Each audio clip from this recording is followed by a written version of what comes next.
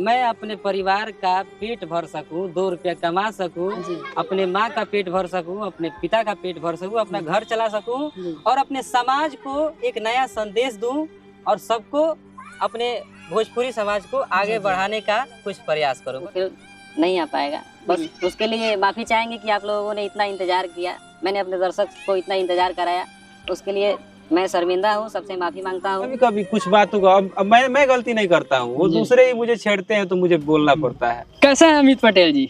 बहुत बढ़िया, आप बताइए। स्वागत है आपको बीएस रिकॉर्ड भोजपुरी न्यूज पे। कैसे लग रहा है आप मेरे चैनल पे आए हुए हैं? बहुत बहुत धन्यवाद। पहले तो आपका शुक्रिया कि आपने मुझे टाइम दिया जी। और सबसे पहले हमारे जनता जनार्दन, हमारे पब्लिक, हमारे जितने भी हमारे सपोर्टर, हमारे भाई, हमारे चाहने वाले लोग देख रहे हैं, सबको हाथ जोड़ के प्रणाम। अमित पटेल जी, आपका गाना तो बहुत बजता है, लेकिन आप विवादों में भी बहुत ज्यादा घिरे रहते हैं, आखिर क्यों? कहाँ विवाद में रहते हैं आप? भोजपुरी का हम पहला ऐसा कलाकार है जो ज्यादा कंट्रोवर्सी नहीं करते हैं, ज्यादा विवाद में नहीं रहते हैं। देखते हैं कि एग्रीमेंट वगैरह कंपनी के लेके एक बार आपका वायरल हुआ था लफड़ा वाला वीडियो। ऐसा कुछ लफड़ा मेरा तो आज तक हुआ ही नहीं है। आपको कोई गलत इन्फॉर्मेशन मिला होगा। अच्छा, एक बार देखिए, अभी इस बात पे पहले 2 लाइन बोल लें, उसके बाद फिर आगे बढ़ेंगे। आप मेरा फेसबुक उठा के देखिए, हम बहुत मुश्किल से 4 महीना 5 महीना पे एक बार लाइव आते हैं। अगर हम कंट्रोवर्सी करते ना, अगर विवाद में रहते ना, तो डेली का डेली लाइव चलता मेरा उठा के देखिए। कोई भी ऐसा पोस्ट आपको दिखेगा मेरे क्या बोलते हैं फेसबुक पे जी, या फिर किसी न्यूज वाले का।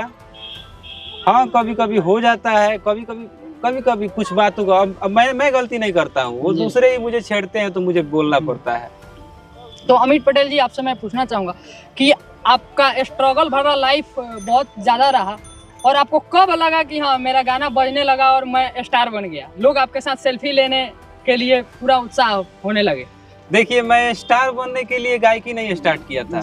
मुझे स्टार बनना ही नहीं है। बस मैं इतना चाहता हूँ लोग मुझे जाने, आशीर्वाद दे, वो लोग जाने कि हाँ अमित पटेल नाम का कोई सिंगर है भोजपुरी में, या फिर इस दुनिया में, इस धरती पे कोई अमित पटेल नाम का सिंगर है जो अच्छा गाता है। बस मेरा यही मानना है, और जिससे मैं अपने परिवार का पेट भर सकूं, 2 रुपया कमा सकूं, अपने माँ का पेट भर सकूं, अपने पिता का पेट भर सकूं, अपना घर चला सकूं और अपने समाज को एक नया संदेश दूं और सबको, अपने भोजपुरी समाज को आगे बढ़ाने का कुछ प्रयास करूं। बस इतना ही है। आपका मंटू मनीष ऑफिशियल पे एक गाना आया हुआ है और बहुत ज्यादा इंस्टा पे वायरल हो रहा है जी। तो हाँ, उस गाना को गुनगुनाइएगा 2 लाइन। बिल्कुल गुनगुना देंगे। इस गाने को काफी ढेर सारा प्यार मिल रहा है। लाल टीका करके नाम है इस गाने का। शिल्पी जी का साथ आया जी, शिल्पी जी डुएट की है, रूना जी इसमें एक्ट्रेस है और मैंने खुद डायरेक्ट किया इस गाने को।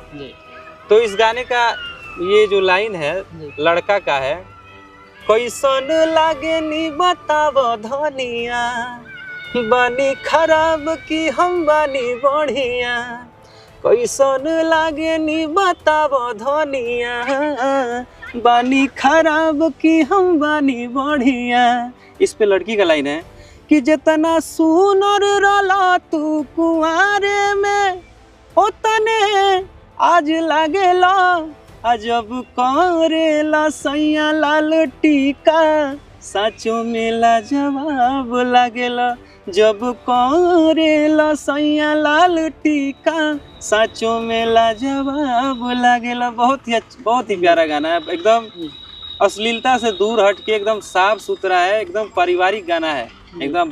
वीडियो भी बहुत अच्छा हुआ है, मैंने खुद डायरेक्ट किया इसको। हाँ, आपका YouTube पे फिल्म का बहुत ज़्यादा चर्चा चल रहा था कि अमित पटेल का फिल्म आ रहा है, फिल्म का शूटिंग चल रहा है, लेकिन आखिर अब क्या कारण है कि उस फिल्म का मतलब कि कोई चर्चा नहीं चल रहा है सोशल मीडिया पे? देखिए, फिल्म में कुछ लफड़ा है जी। 2 प्रोड्यूसर मिलके उस फिल्म को बनाए थे, उन दोनों में अभी लफड़ा झगड़ा चल रहा है। जब तक वो मैटर सॉर्ट आउट नहीं होता है तब तक वो फिल्म नहीं आ पाएगा।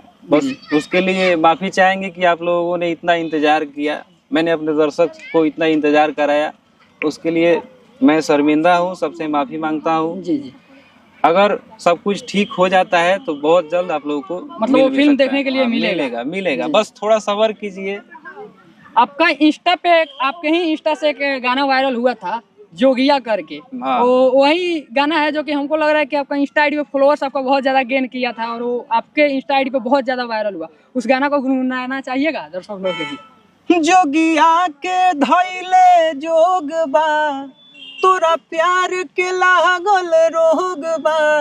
जोगिया के धैले जोग बा, तोरा प्यार के लागल रोग बा।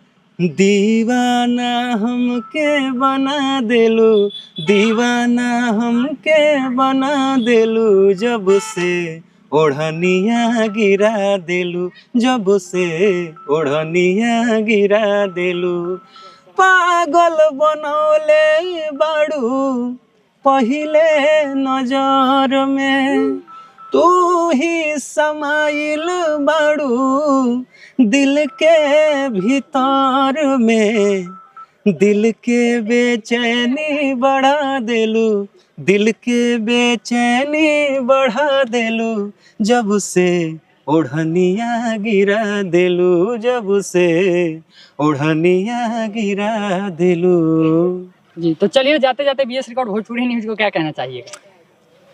बीएस रिकॉर्ड भोजपुरी न्यूज को आप लोग सब्सक्राइब कीजिए, भाई को ढेर सारा प्यार दीजिए। इस गाने से इस चैनल के माध्यम से आप लोग को सच्चाई दिखाई जाती है और जो भी है बढ़िया इन्फॉर्मेशन दी जाती है।